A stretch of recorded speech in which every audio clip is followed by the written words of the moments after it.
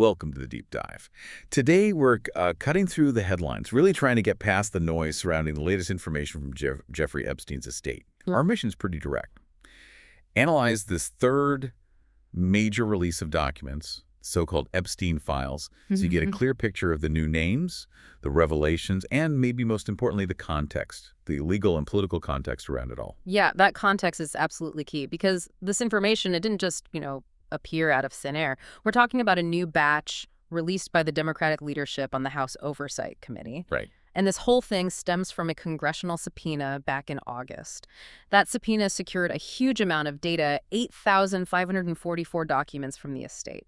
Now, that includes everything: old phone logs, financial ledgers, flight records, the works. Wow, over 8,000 documents. Yeah. That's a lot to sift through. Yeah. But the committee highlighted something specific, right? That's what drove the news cycle. Exactly. The immediate focus is really narrow. It's on just 6 pages. 6 pages of daily schedules, spanning nearly 10 years, from 2010 right up to 2019. Okay. And this is where the newest, most specific details about Epstein's, let's say, ongoing contact list are coming from. Main takeaway from these schedules: his sheer persistence, trying to network, trying to get meetings with some incredibly influential, incredibly wealthy people. Even after his 2008 conviction. Yes, Yeah. even years after he served time for those state-level prostitution charges. Okay, let's unpack that persistence. Because these documents, they really seem to confirm Epstein was actively cultivating company.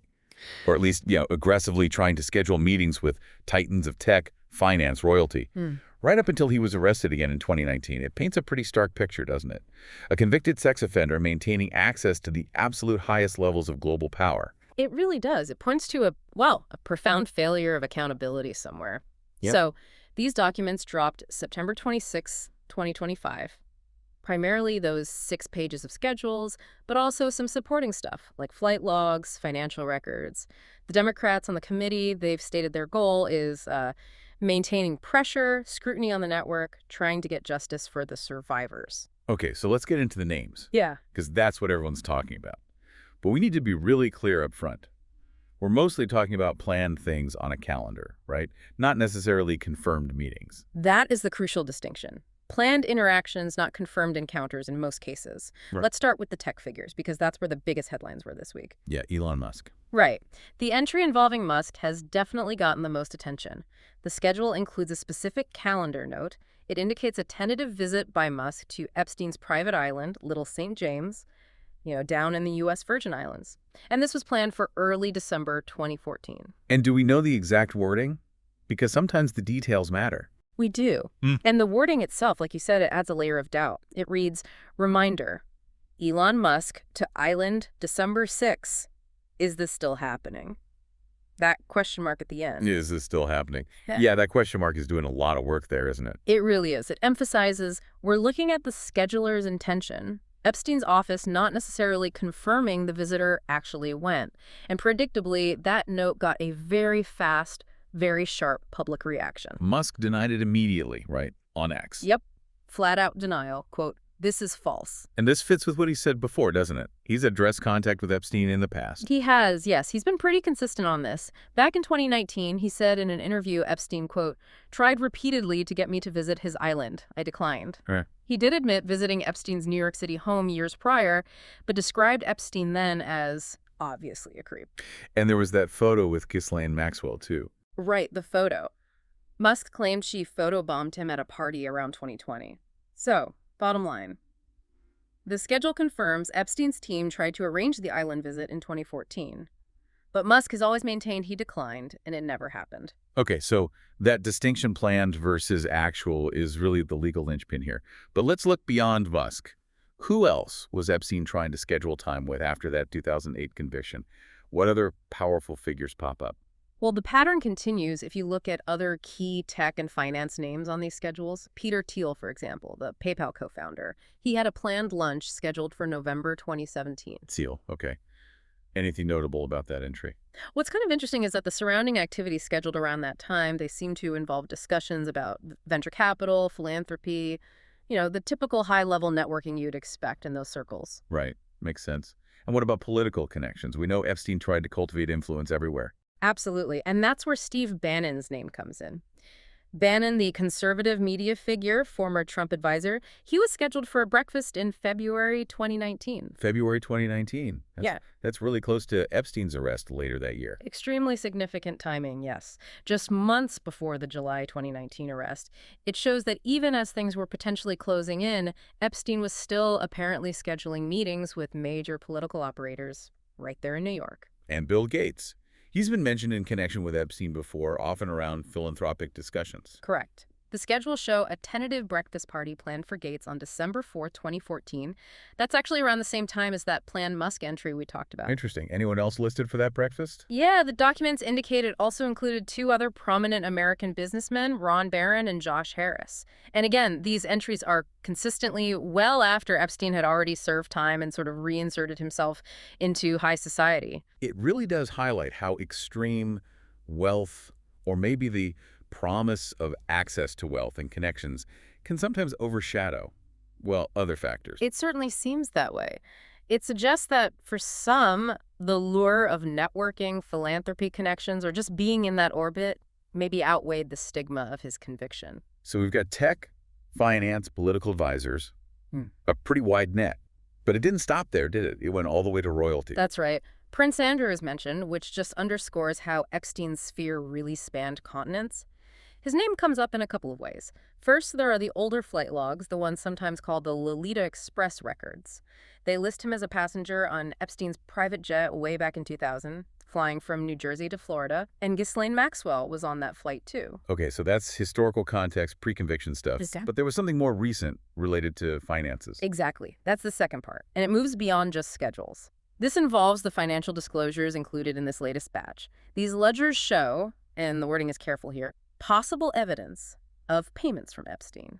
Payments for what? Specifically, payments to masseuses, but made on behalf of an individual identified only as Andrew. Andrew. Any more context on that? Dates? Amounts?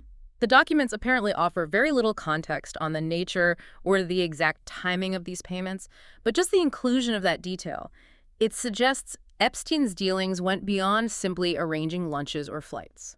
Okay, let's hit pause here, because this feels like the absolute crux of this whole deep dive. We've thrown out some huge names: Musk, Gates, Thiel, Bannon, Prince Andrew. Yeah. The headlines are sensational. We have to spend time on the critical caveat, the disclaimer that the Oversight Committee itself attaches to almost all of this. This is, without doubt, the most critical takeaway.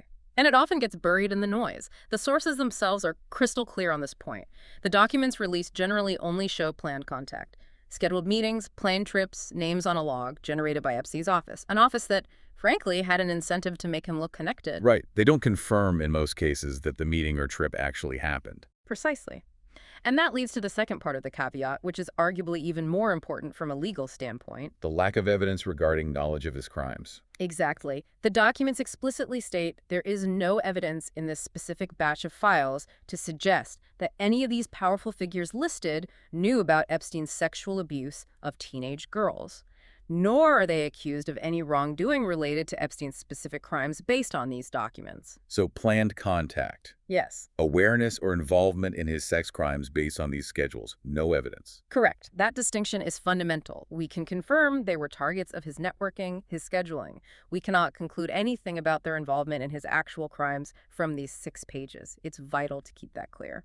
So if the documents have these really strong caveats, if they mostly detail tentative plans or maybe even failed attempts at connection, how useful are they? Why release them this way? Well, that question takes us straight into the political framing of all this.